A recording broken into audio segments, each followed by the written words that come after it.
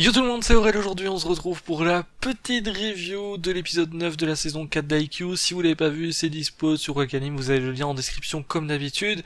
Et j'ai envie de dire, eh bien c'était un épisode juste avant de démarrer les nationales, un épisode bien sympa finalement parce que ça nous permet de voir un petit peu le comportement de chacun finalement avant un gros événement, parce que bon, faut savoir que la nationale c'est quand même, on va dire, le rêve, et ben finalement ça se voit, hein, parce que tout le monde est un petit peu stressé, ils font des rêves, ils sont là, ils savent plus quoi faire, ils bougent dans tous les sens et tout dans l'équipe, donc c'est vrai que, eh bien on voit directement que ça risque peut-être de jouer sur leur premier match, hein, parce que le premier match ça va être très certainement l'un des plus stressants, bon, mis à part s'ils vont vraiment loin, qu'ils arrivent en finale, etc. Là évidemment il y aura du stress, mais le premier match va falloir surtout apprendre à contrôler ce stress, et ça peut être compliqué, parce qu'on a vu certaines petites phases notamment où ils s'entraînaient très rapidement, c'était pas foufou, hein, il y avait des ballons ratés, etc. Donc je me dis que pour leur premier match ça peut être compliqué. En tout cas c'était vraiment sympa comme épisode,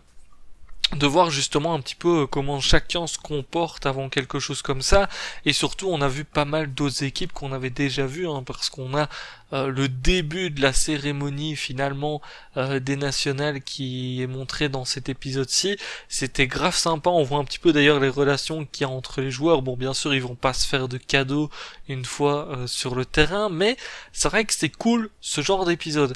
Après, j'aurais voulu voir un petit peu plus l'entraînement pour voir vraiment ce que ratait chacun, parce que c'est vrai qu'on a vu rapidement une petite phase, et c'était un petit peu trop rapide d'après moi. Je pense qu'ils auraient un peu plus dû mettre un poil d'entraînement, histoire de voir tout le monde qui rate vraiment tout à cause du stress, etc.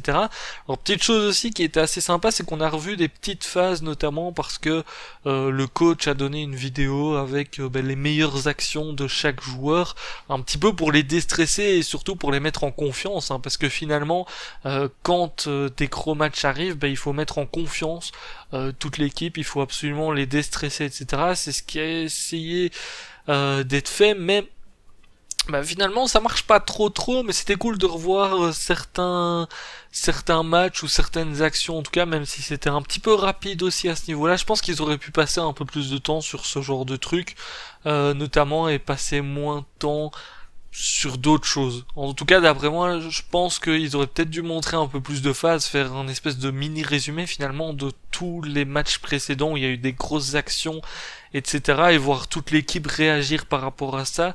Et puis derrière aussi, montrer un petit peu plus l'entraînement juste avant de démarrer les nationales, histoire de voir comment se comporte tout le monde. C'est un petit peu la déception par rapport à ça. Après, ils peuvent pas passer 30 ans justement là-dessus. Déjà, l'épisode prochain, à mon avis, on va avoir la présentation de toutes les équipes, donc on risque encore de revoir des personnes qu'on a déjà vues finalement, parce que c'est vrai qu'ici on a juste le début de la présentation de Karasuno, donc clairement on n'a pas le temps de voir grand chose, même si on a vu un petit peu avant justement les présentations d'autres joueurs.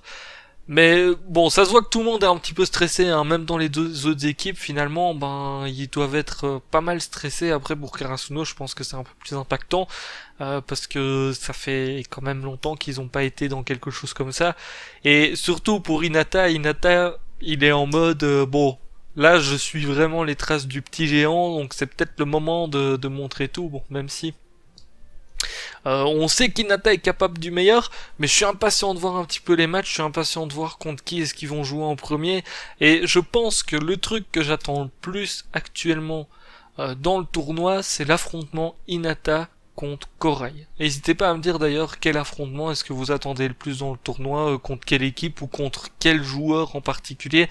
Bon, c'est vrai qu'il y a pas mal de joueurs qui ont l'air très très forts et qu'on n'a pas forcément vu, notamment celui qui a son masque, je sais plus son nom, hein. Je suis désolé, mais les joueurs qu'on n'a pas vu beaucoup, je connais plus trop leur nom, mais celui avec son masque notamment, qui est un petit peu il a le petit côté, tu le connais pas trop, mais tu sais que ça a l'air d'être quelqu'un de très très fort finalement, hein, parce qu'on l'a très peu vu. En tout cas, ça risque d'être dans les prochains épisodes assez explosif, même si c'est bientôt la fin de saison, donc va peut-être falloir attendre après. Je crois que c'est en juillet la suite, il me semble, donc on va peut-être avoir un premier match pour cette fin de saison, et puis du coup la suite dès juillet. Je sais que le manga est bientôt à la fin aussi, pour ceux qui se posent la question. Il reste pas mal de chapitres enfin d'écart entre l'anime et le manga, parce que le manga ils sont vraiment loin, ils sont bientôt, il me semble, à la fin, si je me trompe pas, en tout cas c'est le dernier arc, etc.